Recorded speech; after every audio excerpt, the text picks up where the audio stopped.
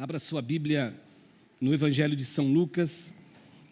Hoje é Ceia do Senhor e hoje nós vamos falar sobre esse texto. Lucas capítulo 22, versículo 14. Bem, Valéria, coloca para mim na sua Bíblia para eu não fazer arte de roubar. Obrigado. Lucas capítulo 22, do versículo 14 até o versículo de número 20. Todo mundo encontrou?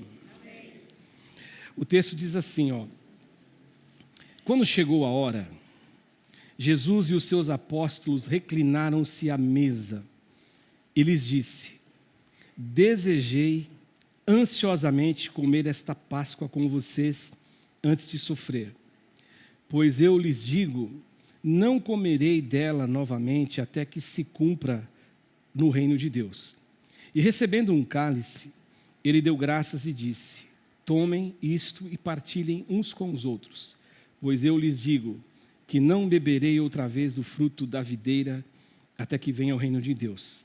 E tomando o pão, deu graças, partiu-o e o deu aos discípulos, dizendo: Isto é meu corpo que é dado em favor de vocês. Façam isto em memória de mim. E da mesma forma, depois da ceia, ele tomou o cálice, dizendo: Esse cálice é a nova aliança no meu sangue, derramado em favor de vocês. Vamos orar? Senhor Jesus, eu quero te render graças, eu quero te agradecer por tudo que o Senhor nos fez até aqui, neste dia. É a nossa terceira reunião, o nosso terceiro culto, e todos eles foram cultos que o Senhor nos abençoou, os louvores foram maravilhosos, e hoje à noite não foi diferente. O Senhor usou o pastor Davi, a equipe, todos os músicos, com cada acorde, com cada dom que o Senhor deu a cada um deles, e nós louvamos o teu nome, e o nosso coração se encheu de alegria. Agora eu te peço que não seja diferente na minha fala. Usa a minha vida, Jesus. Eu preciso tanto de ti, porque falar aqui exige de nós um sacrifício, sim, para o estudo, mas acima de tudo é uma grande e tremenda responsabilidade. Eu quero que o Senhor me caminhe, Jesus, naquilo que o Senhor tem a dizer, nada do meu coração, mas que seja da tua vontade. Assim eu oro, no nome de Jesus, te agradecendo. E todos digam amém. Senta um pouquinho, gente. A Bárbara já colocou para a gente o título da pregação de hoje. E eu queria que você repetisse em voz alta com a ceia do Senhor e o discípulo de Jesus. A ceia do Senhor e o discípulo de Jesus. Chegamos a mais um encontro diante da mesa. Estamos diante da mesa no mês de setembro desse ano. São 9 encontros, contando com hoje. E nós estamos aqui por um motivo, por uma razão. A gente veio para participar da ceia do Senhor. E por conta de tudo que está acontecendo, pela manhã eu estava falando para a igreja em um dos cultos, que no ano passado eu me reuni com o pastor Ivaldo, na casa dele mesmo, a gente marcou um bate-papo lá e a gente começou a traçar algumas coisas que a gente faria esse ano. E o que foi falado, o que foi combinado, o que a gente colocou no papel, e graças a Deus isso aconteceu na prática, é que a gente ia iniciar um projeto de casa de paz. Aquilo que o pastor Davi falou a respeito de pessoas que não conheciam o Evangelho, e a gente tem colhido frutos a respeito disso. Então foi dito, olha, a gente vai falar de casa de paz e a gente vai tentar repaginar na mente da nossa liderança o trabalho que a gente fez lá atrás, por volta de tantos anos, mais de 10 anos, falar a respeito do discipulado de Jesus.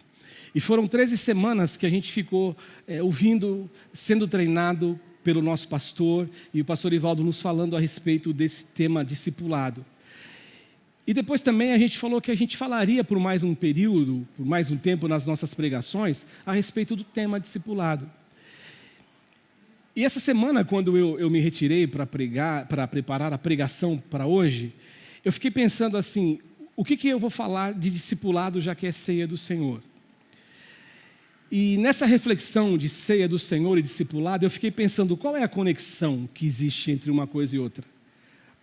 qual é a lição que Jesus, ou quais são as lições que Jesus tem a nos ensinar quando a gente senta ao redor da mesa, ou de frente à mesa, ou a gente senta como irmão nessa irmandade, nessa coletividade para cear. O que isso tem a ver com o discipulado de Jesus? O que Jesus quis ensinar aos seus discípulos quando ele se reuniu para a última Páscoa da vida dele? É quinta-feira à noite. Jesus, como ele sabia do que iria acontecer, porque ele era o Deus encarnado, sabedor de tudo que está na frente, para trás, o futuro. Ele enxergava o futuro, o que eu e você não conseguimos enxergar. E louvado seja Deus, porque não enxergamos, não queria enxergar o futuro. Não quero enxergar o dia que eu vou morrer, como que vai acontecer. Deixa para lá, deixa com Deus, esse negócio é de Deus, esse negócio é divino, e isso faz muito bem não saber. Mas o que Jesus queria ensinar quando Jesus esteve ali no cenáculo com os seus 12 discípulos participando da Páscoa? Jesus está com quem? Com discípulos. Então, logicamente, a lição de Jesus e o encontro de Jesus, ele é motivado num caminho de ensinar discípulos. E eu fiquei pensando que, logicamente, as lições que Jesus ensinou ali tem tudo a ver com cada um de nós que fizemos a opção de escolher e decidimos seguir o discipulado de Jesus caminhando ao lado dele. E eu penso que nesse texto, que tantas vezes eu li, e pela manhã também, eu não sei se foi no culto das 10h30, eu disse que eu comecei a pregar na igreja, abrir a Bíblia para pregar, no ano de 1992, quando o pai do pastor Ivaldo, nosso pastor bispo, ele começou a me dar a oportunidade, e até hoje, pastor Davi, eu nunca preguei uma mensagem fazendo essa conexão, mas eu fiquei pensando, a gente lê, a gente fala do indignamente, que Paulo fala, quem estiver indigno, a gente fala que anuncia a morte do Senhor, mas o que Jesus tinha para ensinar para a gente como discípulos? E eu acho que ele tinha muita coisa a ensinar. Porque ele está sentado ao redor da mesa com discípulos. E dentre tantas coisas que Jesus tinha a ensinar, ele começa com uma fala. Ele começa dizendo, e essa fala, ela carrega por trás dela, e que nem o pessoal costuma dizer, nas entrelinhas ou de modo subjetivo, uma lição. A primeira lição que eu vejo que Jesus ensina, a primeira lição está na afirmação dele, ou na informação dele, que um discípulo de Jesus não vive e não sobrevive se ele não se alimentar de Jesus. Porque ele diz, esse pão que eu estou partindo, é o que ele disse? É a minha carne que é dado para vocês, em favor de vocês. E lá em João capítulo 6, quando ele foi com um discurso que causou escândalo, e a Bíblia é muito clara, ela é categórica em dizer que a Bíblia usa essa expressão, muitos discípulos não eram mais pessoas dispostas a segui-lo, porque o discurso dele foi um discurso não compreendido, porque Jesus falou assim, quem não comer da minha carne e quem não beber do meu sangue, não tem vida em si mesmo. Então, ou seja, Jesus está dizendo ali, naquele ensinamento com da ceia com os discípulos, não existe possibilidade de um discípulo de Jesus viver e sobreviver sem se alimentar de Jesus. A mensagem é clara. Então, o que Jesus desejou alcançar, a mensagem que ele desejou passar, o aprendizado com a ceia do Senhor, foi exatamente esse. Um discípulo de Jesus não vive, não sobrevive, se ele não estiver ligado na videira, comendo da carne e bebendo do sangue de Jesus. Não tem como.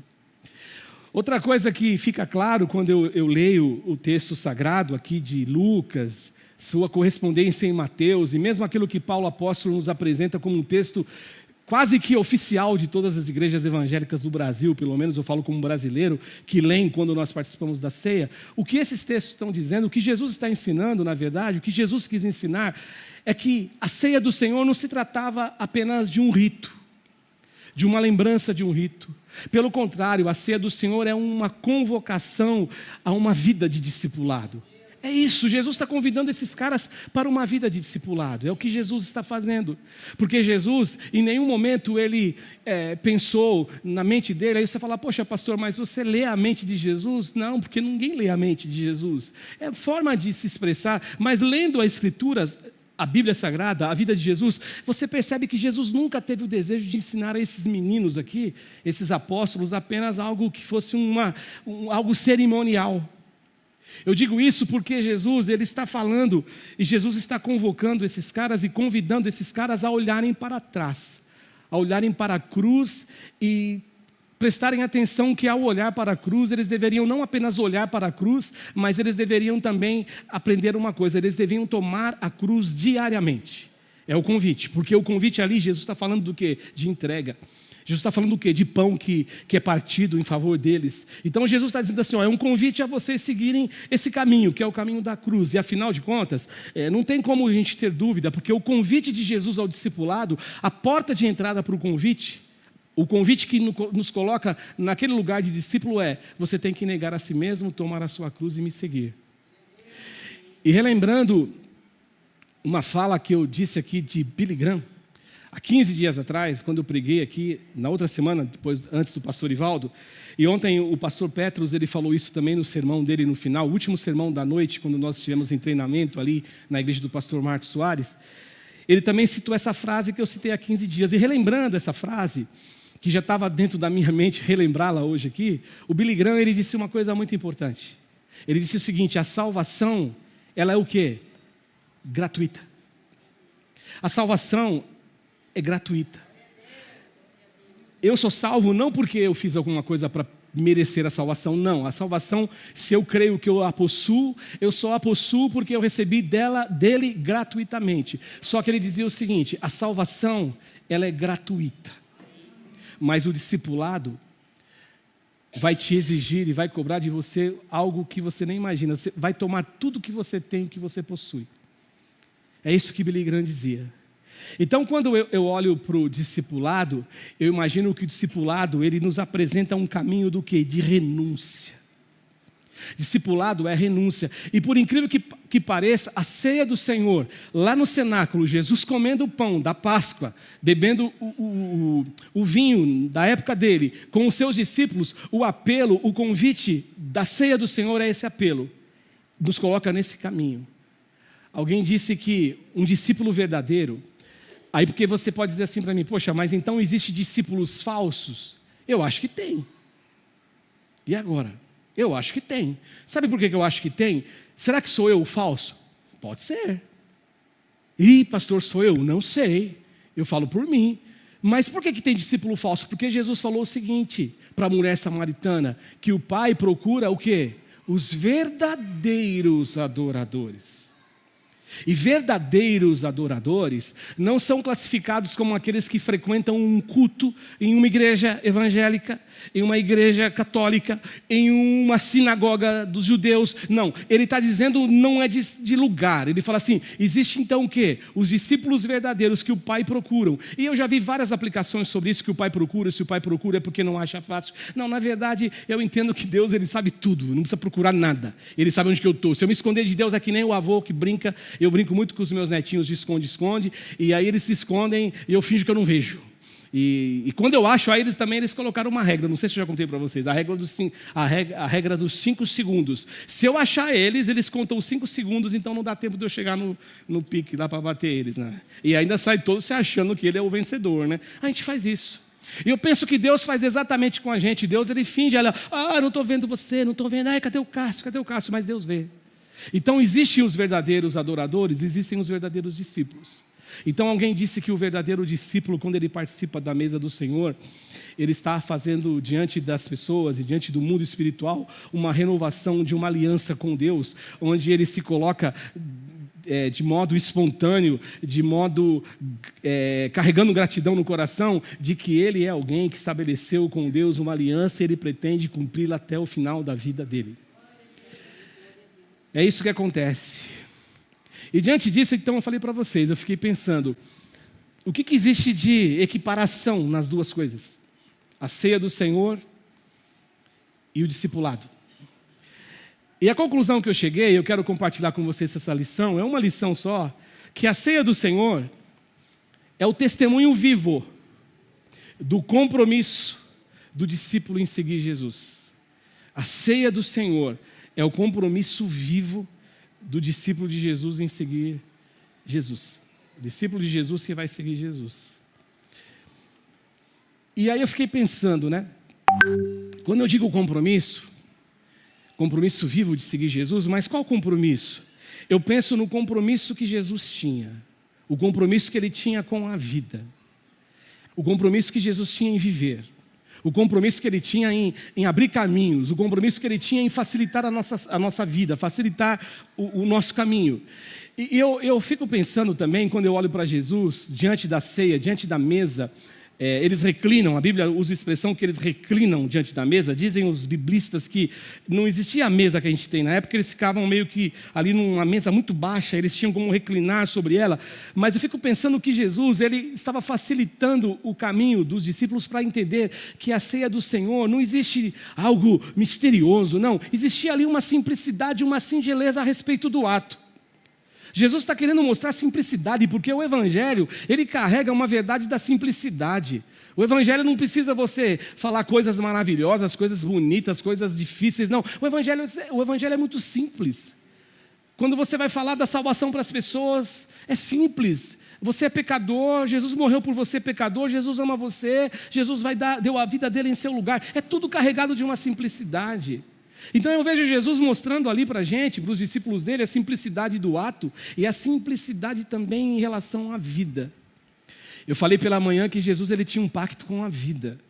Jesus ele era favorável à vida. Agora olha que curioso, parece um paradoxo, porque Jesus ele era favorável à vida, ele tinha um pacto com a vida, ele escolheu viver, ele escolheu a vida, ele mostrou o caminho da vida, ele disse, eu sou a verdade, né? Eu sou a verdade, o caminho da vida, ninguém vai ao Pai se não for por mim, mas só que Jesus agora ele vai ensinar outra coisa, ele vai falar do oposto da vida, Jesus vai falar de morte. Mas até no caminho oposto, Jesus está ensinando vida, porque ele fala assim, quando vocês comerem do pão, e todas as vezes que vocês participarem de um momento como esse, vocês devem trazer à memória a quem? A mim. Lembrem de mim. Mas qual lembrança que Jesus fazia referência? Jesus fazia referência da lembrança da morte dele.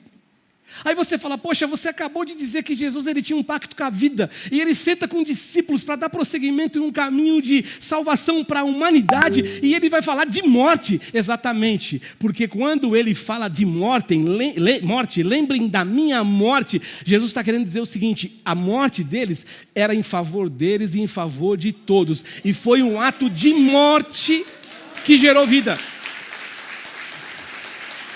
Foi um ato de morte que gerou vida a todo mundo. Então, quando a gente senta para comer a ceia do Senhor, o que Jesus gostaria que nós, como discípulos, aprendêssemos é uma lição muito importante. O que Jesus queria que eu e você soubesse, que toda vez que a gente senta para comer na mesa do Senhor, comer o pão e tomar o cálice, Jesus ele está ensinando o seguinte, vocês precisam saber que vocês são aqueles que vão estar se alimentando. Porque o que é a ceia do Senhor? Se alimentar. É um alimento. Eu falei hoje de manhã, e quando a gente prega, né, irmão, a mente da gente fica assim, ó, parece eu acho que eu fico pensando como se fosse uma memória de um computador, né, Wilson, que fica assim, se você colocar lá, fica fazendo aquele barulhinho, o bicho fica... E a mente da gente é melhor que um computador, porque foi Deus que nos fez, né? Mas eu falei hoje pela manhã de duas pessoas que a gente foi ministrar a ceia, eu e minha esposa, essa semana, né? Aliás, uma vez eu estava sozinho, que foi aqui a última, que foi na sexta-feira. Eu até brinquei com os dois, eu falei assim, ó, com as duas pessoas. É de agosto essa, tá? A gente está em setembro, mas eu volto esse mês ainda, para cumprir as 12 ceias. Mas eu me lembro que, em especial, numa das casas que nós estávamos, quando a pessoa tomou a ceia, o marido, o olho dele ficou todo marejado de água, ele disse assim, menos uma. Menos uma. E aquilo me tocou o coração, porque eu não vi aquela fala dele como uma fala depressiva, não. É uma fala emocionada no sentido, eu estou partindo para a eternidade. Uma hora eu chego lá. E a outra, que eu fui sozinho, a senhorinha que não pode vir para a igreja, que ela não tem saúde para estar entre nós, ela fazia assim, falava assim, muito obrigado, Pai, como esse momento é um momento de importância na minha vida, como eu sou abençoada. E eu falei, poxa, que coisa linda. Mas então você fala, mas o que significa isso? Significa que eu e você, quando a gente participa do pão, existe um significado? Existe. Eu estou sendo alimentado, eu estou sendo fortalecido, eu estou sendo... Está sendo como se eu estivesse fazendo um exercício na academia, só que academia espiritual, eu estou sendo fortalecido meus músculos espirituais, porque Jesus queria que eles fizessem o seguinte, ó, vocês vão comer, vocês vão beber, só que vocês vão se alimentar para que vocês gerem vida em outras pessoas. Jesus ele usava muito o cotidiano para ensinar lições. E Jesus ele institui a Santa Ceia num jantar. Num jantar onde eles comemoravam a Páscoa. E ali também existe uma outra lição para mim e para você. A lição que Jesus queria nos ensinar é que a gente deveria ser, eu e você, uma reprodução do pão da vida, para matar a fome na vida de pessoas que têm fome de pão e não sabem nem que têm fome de pão. A gente vai estar, porque o caminho do discipulado é que é repetição. É que eu falava com o pastor Davi, a gente repete, a gente vai aprendendo. Eu aprendi com o pastor Bispo, eu fiquei muito tempo com o pastor Bispo, eu aprendi com ele, andei com ele, ele me ensinou. Ele deixava eu fazer, ele me corrigia, está errado aqui, faz aqui. E o discipulado de Jesus é exatamente isso. Jesus está falando assim, ó, vocês estão comendo esse pão da vida. Só que vocês vão ter que ser esse pão na vida, para matar a fome na vida daquelas pessoas. E outra coisa que Jesus queria que eles olhassem para a vida de um modo diferente. Que eles aprendessem a olhar para a vida do jeito que ele olhava a vida, do jeito que ele percebia a vida. E vivê-la do jeito que ele viveu. E Jesus viveu a vida como, gente? Repartindo. Jesus viveu a vida abençoando. Jesus viveu a vida dele tentando mudar a existência das pessoas no caminhar deles. Jesus tentou mudar tudo. Todas as vezes que pessoas chegaram a Jesus, Jesus quis mudar. Mas pela manhã eu falei, Jesus não mudou a vida de todo mundo. Que heresia. Não, teve gente que não deixou. Teve gente que não deixou. Você não fica frustrado quando você prega o evangelho e tem pessoas que não querem? A Bíblia narra essa história de Jesus, mas você acha que Jesus curou todo mundo? Não. Teve gente que Jesus não curou porque nem encontrou para curar. E alguns que ele encontrou, e eu vou dar exemplo bíblico para você não achar que eu estou pregando uma heresia para você. Uma pessoa em especial, Jesus chegou diante de um jovem rico, que chegou para Jesus e falou uma narrativa para Jesus, de todas as qualidades que ele tinha, de tudo que ele possuía, toda coisa bonita, e Jesus admirou e falou, que legal, bacana mesmo que você tem tudo isso. Só te falta uma coisa. Vai, pega a sua riqueza, dá tudo que você tem para os pobres, aí você segue e você vai ter um tesouro no céu. O que ele fez? Ele não quis. Ele não quis. Tem pessoas que não querem. Aí eu volto lá na mensagem do meu todo. Eu tenho um todo, mas o meu todo, às vezes, nem sempre vai querer fazer parte do todo de Jesus. Tem pessoas que não querem. Então, gente, eu acredito que essa lição que Jesus ensinou, cear, nos coloca diante de uma lembrança de doação, de entrega. Jesus se doou, esse é o meu corpo que é partido por vós. Cear nos remete a essa ideia. Cear nos coloca diante disso, dessa verdade. Diante dessa verdade. Portanto, o que eu e você precisaríamos perder, a referência de que cear, ela é uma obrigação religiosa que eu e você temos que cumprir. Nós deveríamos apagar isso da nossa memória. Cear é uma obrigação religiosa que eu preciso cumprir. Jesus nunca ensinou isso para a gente. Eu estava falando pela manhã também que o pastor Ivaldo, o pastor Davi, ele já falou assim que ele é do tempo. E toda vez que você ouve seus pastores falar, eu sou do tempo, isso me faz lembrar, Kátia, que a gente é do tempo, e do tempo quer dizer que eu sou velho. Então, eu sou do tempo. Cara, isso tem uma fala e uma conotação de velhice total, mas a gente sempre fala, eu sou do tempo. Mas o pastor Ivaldo um dia falou assim, eu sou do tempo que as pessoas iam viajar e elas antecipavam o retorno para participar da ceia. Não é bonito isso? Mas pode funcionar para os dois lados, pode funcionar pelo lado da religiosidade. Entenda o que eu estou te falando. Eu entendi a fala do pastor e a aplicação que ele fez no dia, só que às vezes a gente faz isso, mas dentro de um processo totalmente aculturado dentro da nossa religiosidade que nos afasta de Deus. Porque o que acontece? Não é curioso que se você for fazer uma pesquisa, e quando eu vim trabalhar na igreja em tempo integral no ano de 2016, vão fazer 10 anos, pastor Davi, parece que foi ontem. No ano de 2016 eu comecei a trabalhar com informações, muni o pastor Ivaldo de informações, e eu comecei a perceber algo que a gente via aqui, às vezes no visual, mas agora com números, que por exemplo, a Santa Ceia, nós chegamos 2 anos lá nesse período, ter mais de 1.000 pessoas aqui nos 3 cultos, mas curiosamente, 3 cultos com 1.000 pessoas, no segundo culto do mês, caía para 760. Onde estão aquelas outras pessoas? E aqui eu não quero que você entenda a minha fala totalmente recheada de uma advertência julgadora. Não, se alguém me pergunta, e já me perguntaram, pastor, por que acontece isso? Sabe o que eu respondi? Eu acredito que aconteça isso porque nós, e eu sempre coloco nós, que nós não ainda conseguimos entender qual o verdadeiro sentido e qual é o verdadeiro significado de cear. Nós não entendemos. O que Jesus está ensinando para os discípulos dele, naquela noite de quinta-feira, da ceia, que foi na Páscoa que ele estava comendo, Jesus estava ensinando que eles deveriam continuar um caminho. Eles deveriam se preparar para continuar uma missão. Qual caminho e qual missão, Cássio? O caminho e a missão de pregar as boas novas e de falar no coração de pessoas que estavam vivendo em um mundo, e vivendo num mundo, não um mundo que sofre, quem sofre é eles no mundo, um mundo de sofrimento, de angústia e de dor. O que Jesus estava querendo era exatamente isso.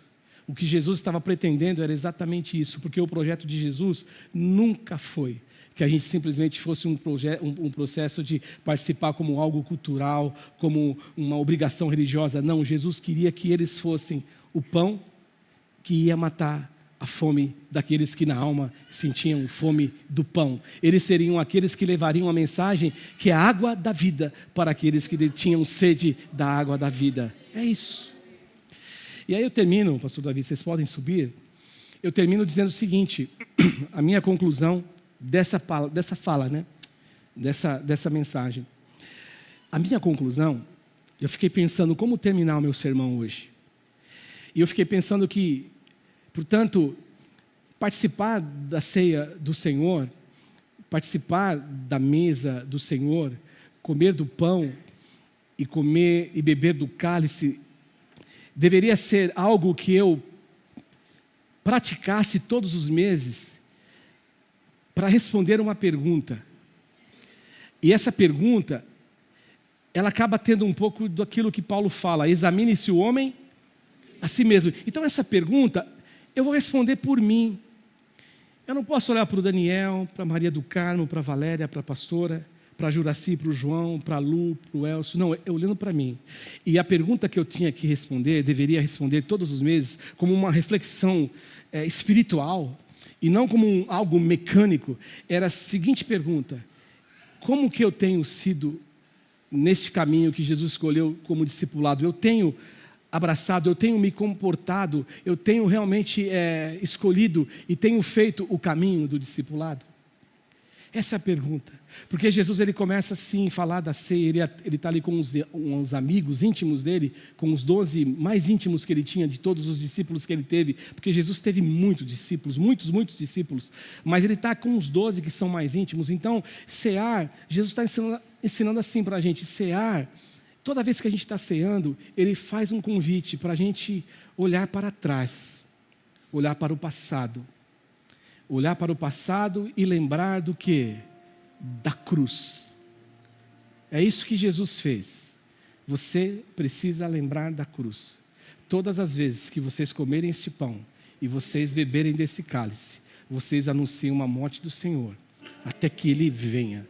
Olhe para a cruz. Mas ao mesmo tempo, olhar para o passado era uma das alternativas. Jesus também dá outra alternativa, que é importante. Olhar para dentro da gente, que é o autoexame, olhar para dentro da gente e perguntar, será que eu sou discípulo? Como que eu tenho feito esse caminho do discípulo? Seria o ideal, olhar para dentro de mim e conhecer. A minha identidade no mundo espiritual é uma identidade de discípulo. E a nossa identidade, ela é muito mais valiosa e tem muito mais valor no mundo espiritual. Porque às vezes as pessoas olham para a gente e nos julgam pela roupa, nos julgam pela igreja que você congrega. Eu já contei aqui que eu recebi uma irmã aqui esses dias de uma outra igreja, um tempo atrás, cheia de juízo no coração, cheio de julgamentos, como se a gente fosse um bando de gente distante de Jesus. Não, então isso não importa se as pessoas estão me olhando para o lado de fora. O lado de fora reflete que eu sou para o lado de dentro. Sim, mas o que vale para Deus é a minha identidade no mundo espiritual. Eu posso dizer um monte de coisa para todo mundo, eu posso me postar aí na vida de pastor, tirar de pastor, como o pastor Evaldo costuma dizer, brincar, só que Deus sabe quem eu sou na hora da minha solidão, na hora que eu estou sozinho, Deus sabe de tudo. Então isso é importante, mas Ele dá uma terceira alternativa, olhar para frente. Olha para o passado, olha para mim, olha para frente, para o futuro. esperando o futuro com fé e confiança, diante da verdade do Evangelho, que Jesus voltará um dia para buscar um povo santo, um povo lavado e remido no sangue dele, no sangue do Cordeiro. Eu posso olhar desse jeito. É isso que Jesus espera. E uma última coisa, pode vir, Doni, pode se movimentar atrás de mim, eu fico aqui, fiquem à vontade aqui para trabalhar. E a última coisa, para eu terminar a minha lição hoje, a minha pregação, é que toda vez que eu me assento à mesa, ao redor da mesa para comer do pão e beber do cálice do Senhor, sabe o que acontece? Eu estou testemunhando que eu sou discípulo de Jesus. E hoje pela manhã eu disse assim que eu tenho uma mania, eu tenho uma forma de concluir meus sermões. Se você me conhece como teu pastor, um dos teus pastores, você vai dizer assim, que o pastor sempre fala isso, a minha oração, eu sempre termino assim, né? Até quando eu faço meu momento de reflexão no canal do YouTube, eu falo, a minha oração, porque eu não sei, alguém pode pensar, mas por que você faz isso? É mania? Eu acho que não é mania, gente. É porque quando eu estou estudando, e a palavra de Deus ela começa a ganhar um brilho dentro de mim, ela começa a clarear a minha mente, até para aquilo que eu vou pregar no domingo, para aquilo que eu vou gravar para passar para os irmãos, a oração, o momento de oração diário, que eu gravo desde 2017, o momento de oração agora, de reflexão toda quarta-feira. Aí eu fico pensando assim, Deus falando comigo, eu falo, a minha oração é o meu desejo para mim. É o meu desejo para mim. E a minha oração, quando eu terminei de escrever esse sermão, eu escrevi, a minha oração é que isso que eu aprendi, isso que o Senhor me ensina, isso que o Senhor tem me ensinado, possa ultrapassar o ambiente da mesa, só da mesa, só do encontro dos domingos, no primeiro domingo de cada mês, na igreja que a gente faz parte, e possa ganhar vida lá fora, e que o Espírito Santo de Deus, ele me ajude, e nos ajude a de verdade, você e a mim, sermos testemunhas desse Deus, que morreu por mim, e morreu sem eu merecer nada dele, porque Deus prova o seu amor para conosco, como diz Paulo apóstolo, em que Cristo morreu por nós, sendo nós ainda pecadores, porque por algum justo, talvez alguém morreria, talvez alguém diria, eu vou morrer por esse justo, mas Deus não, Ele morre por você, você sendo um pecador, uma pecadora. Então eu agradeço a Deus, porque quando eu participo eu vejo desse amor, desse Deus tão glorioso. Agora o que me resta, enquanto eu viver, como dizia o salmista, bendirei ao Senhor enquanto viver, é toda vez que Deus me colocar diante de alguém, se eu puder falar, eu falo. Se eu não puder falar, eu vivo. E vivendo as pessoas vão dizer, está diferente. Porque na sexta-feira a gente esteve na célula da Marlene, e uma senhora que foi também um fruto da Casa de Paz, que estava lá, uma jovem senhora, e a fala dela me tocou tanto, porque ela dizia assim, olha, eu tenho orado a Deus e tenho pedido para Deus me mudar, para Deus me transformar. E eu falei, o Espírito Santo de Deus vai mudar você, mulher. Porque eu tenho pedido para Deus, que ela falou, né, bem, sabedoria. E eu falei assim, a Bíblia fala, se alguém tem falta de sabedoria, peça a Deus, que a todos dá liberalmente. A minha oração é essa, que tudo que eu aprendo na ceia do Senhor, no meu particular com Ele, eu possa ser a luz do mundo e o sal da terra, no mundo que sofre e o mundo que chora. Amém? Nós vamos para uma outra etapa.